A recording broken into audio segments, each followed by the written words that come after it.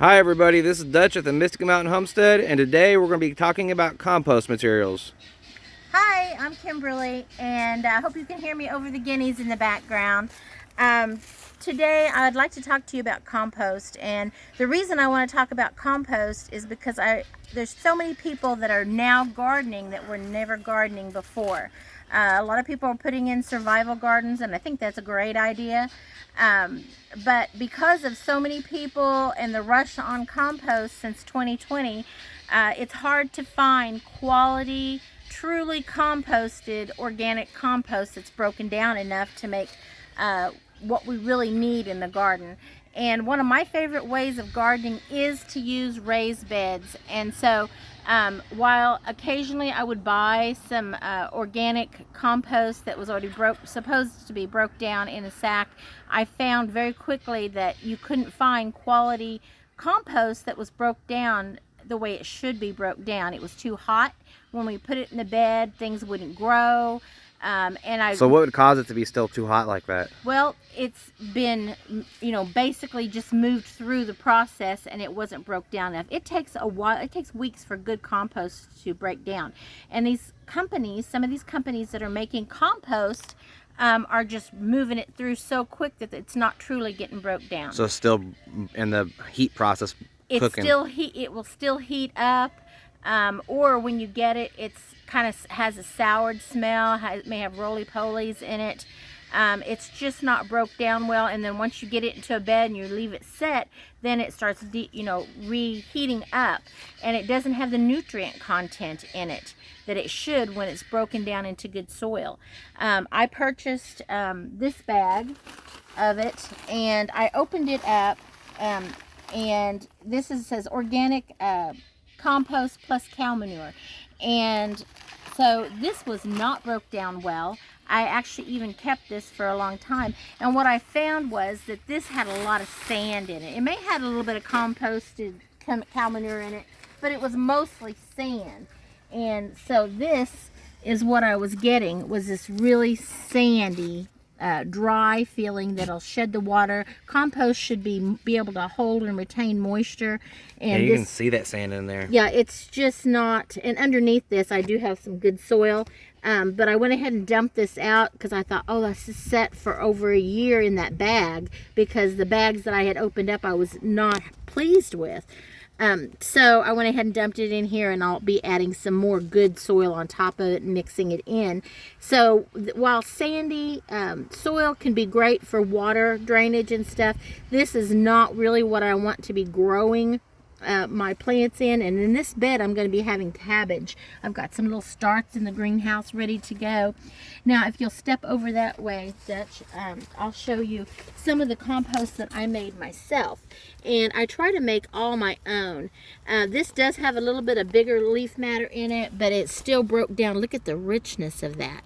See how it clings together? Yeah, it balls up. Yeah, and it's just rich and black compared to this. Oh wow, you can see the difference when you hold it, hand it up side to side like that. Yeah, there is a huge difference, and the nutrient difference is wonderful.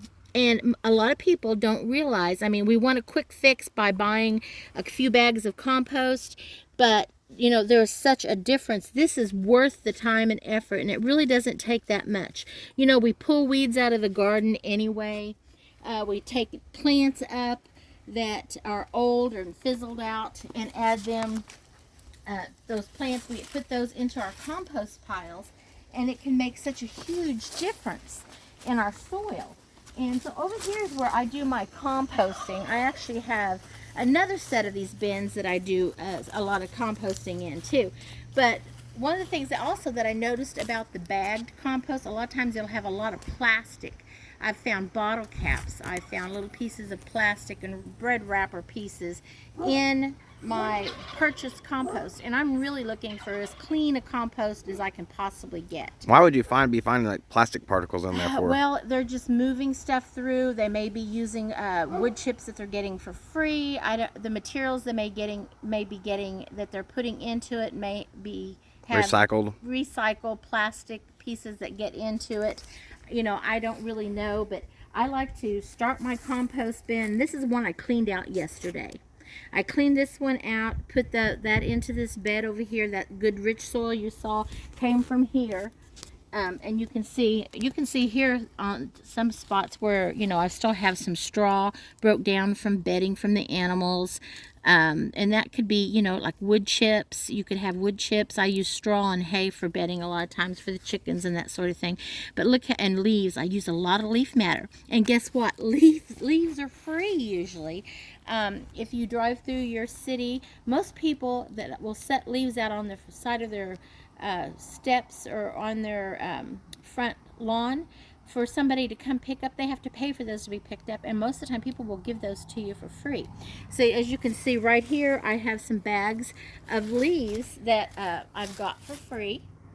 People were just willing to give them. Some people even bring them to me, and I will compost those down and use those in my garden. And leaf matter, it's just like being in the woods. Leaf matter makes a wonderful compost, but it's not by itself. So if you look here, you'll see some leaves mixed in with this, but you'll see a lot of grass and stuff, grass that I've pulled, weeds that I've pulled from my garden, because I get plenty of weeds in my garden just like everybody. I've mixed a little bit of that good already starting to compost dirt in there, just a little bit, because that has all those nutrients and enzymes and bacterium that's going to help break down all this. These are some vines from a loofah that I had growing that it was time for it to be pulled up, so that'll be breaking down along with old tomato plants and bean stalks and things like that in here. And then I just give it a little bit of water, layer that leaf matter or browns in with the greens, and I get this wonderful compost for my garden. And you think, oh, that takes a lot of time, but really I just bring a handful of leaves or a handful of grass clippings or whatever I have in here and throw it a little bit at a time until I get a nice big pile.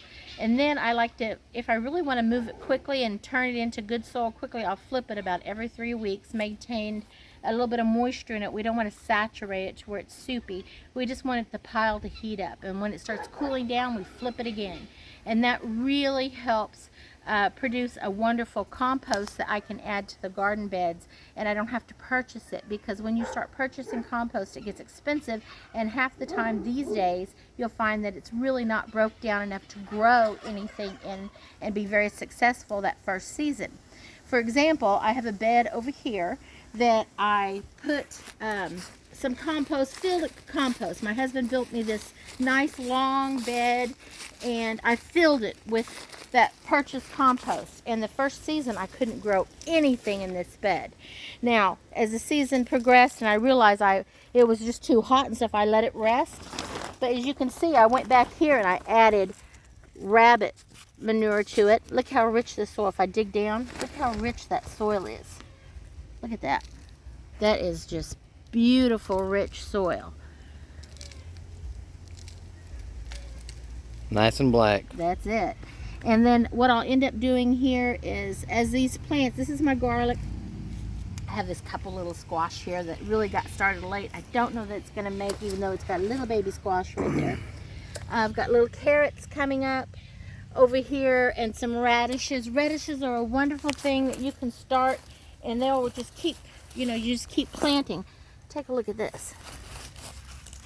Look at this radish. Ready to go. Isn't that beautiful? That's a breakfast radish, and that is just a wonderful radish right there. But I keep replanting those. But this soil has improved so much since I first put that in.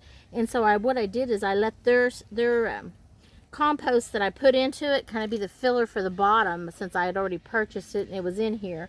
And then I went back and I kept amending that, and that's why we have such wonderful soil in here now. And as you can see, I've added some more. This is all leaf matter here. It's a little stickier. Leaf matter takes longer if you're just doing pure leaf mold matter to break down. You can see that it takes longer, but this is bed's going to be put to sleep for the winter. So I'll put leaves on top of that and we'll insulate it, and then we'll have a wonderful bed here that really produces well. Alright everybody, be sure to smash that thumbs up button to let us know you enjoyed the videos. Like, subscribe. Until next time.